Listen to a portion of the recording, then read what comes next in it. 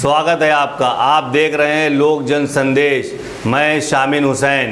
नटहर विधानसभा में नूरपुर मांग संगम सरोवर हाल में समाजवादी पार्टी बूथ सम्मेलन आयोजन किया गया, जिसमें मुख्य अतिथि के रूप से सपा राष्ट्रीय सचिव व पूर्व राज्य मंत्री मौलाना जावेद आबदी पहुंचे। मौलाना जावेद आबदी ने कहा कि भाजपा सरकार की नीतियों से जनता में एक ही नहीं बल्कि समाज का हर वर्ग नाराज है। उन्होंने कहा कि भाजपा सरकार को जिसने वोट दिया है उसको भाजपा सरकार ने चोट देने का काम किया है। उन्होंने कहा कि गाजियाबाद से बलिया तक मजदूरों, गर्भवती महिलाओं, बूढ़े व बच्चों को पैदल चलने पर मजबूर कर दिया। भाजपा सरकार से बसें नहीं दी गई। उन्होंने कहा कि जिला अमरोहा व जिला बिजनौर में समाजवादी पार्टी के कार्यकर्ता सड़कों पर ऐसे दिखे जैसे कि समाजवादी पार्टी का सैलाब आ गया हो। उन्होंने कहा कि ऐसा लगता है कि जैसे 22 में समाजवादी पार्टी की सुनामी आने वाली है, जिससे भाजपा के बने हुए खंभे टूटते व बहते हुए नजर आएंगे। कार्यक्रम में जिला अध्यक्ष राशिद हुसैन, विधायक मनोज पारस, नईम उल हसन, शमशीर पोंटिंग, शमशाद अंसारी, हाजी कादिर आदि सपा कार्यकर्ता मौजूद रहे। जी इशारा कर देंगे भैया। ये जो आज सम्मेलन चल रहा था, किस चीज को लेकर ये सम्मेलन आपने संबोधित किया है, इसके बारे में जरा हमारी मीडिया को जानकारी दें। कि हम अपनी पार्टी समाजवादी पार्टी के जी जिला अध्यक्ष राशिद जी के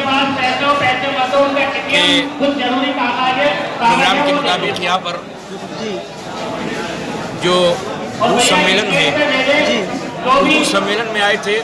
बहुत से कार्यकर्ताओं से मुलाकात हुई, लेकिन नौगामे से लेके मैं जब यहाँ पर आया तो सिर्फ हमारी पार्टी के लोग ही नहीं बल्कि पूरी जनता, जनपदों की, अमरोहा और बिजनौर जनता सड़कों पर टूट पड़ी सैलाब की तरह से। ऐसा लगता है कि जैसे 2022 में समाजवादी पार्टी का सुनामी आने वाला है, जिसमें भारतीय जनता पार्टी के रेत के बने हुए घरौंदे टूटते हुए और बहते हुए नजर आएंगे। जी, जनता में सिर्फ एक ही नहीं बल्कि मैं समझता हूं कि कोई ऐसा वर्ग नहीं है जो भारतीय जनता पार्टी से नाराज नहीं। और भारतीय जनता पार्टी ने भी ये किया जी कि जिसने इनको वोट दिया उसको इन्होंने चोट दी। जी, वोट देने वालों को चोट देने का काम किया।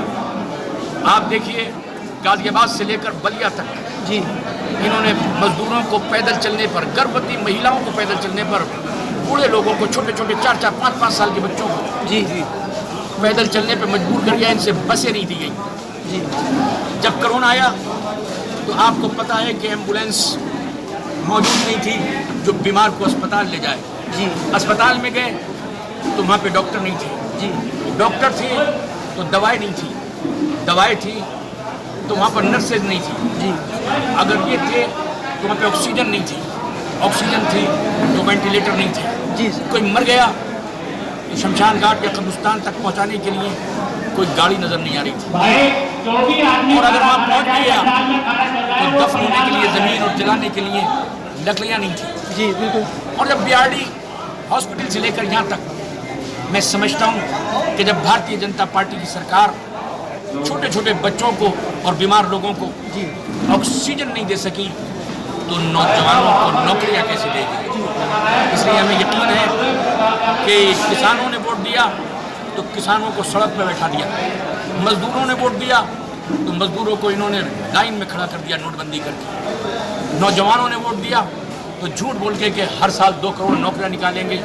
आज मैं समझता हूँ कि गाँव में, देहात में, शहर में, चौराहे पर नौजवानों की भीड़ भारतीय जनता पार्टी की सरकार पर सवालिया निशान है। उनका अगर संकल्प पत्र पढ़ेंगे तो उन्होंने संकल्प पत्र में एक और वादा किया था जो बहुत कम बोला जाता है कि जहाँ पर झुग्गी झोपड़ी होगी वहाँ पे भारतीय जनता पार्टी की सरकार मकान बनाने का काम करेगी। तो आज पत्रकार बंधुओं में आपका ठाक है जी। मैं वाल्मीकि समाज से हूँ जी और वाल्मीकि क्रांति दल का जिला अध्यक्ष हूँ जी, सपा नेता हूँ जी। तो आप इस समय मतलब कि जिस संस्थान में जो आज जो कार्यक्रम आयोजन किया गया था, बैठक रखी गई थी यहाँ पर, उस बैठक के प्रति आपको कैसा लगा?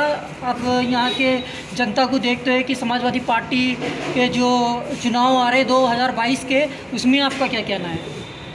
नेटौर विधानसभा क्षेत्र की कार्यकर्ता अगर हमें सपोर्ट करते हैं, हमारे साथ चलते हैं, टिकट दिलाने में वो करते हैं, तो मैं वादा करता हूँ कि पूर्ण बहुमत से अखिलेश सरकार की सरकार है।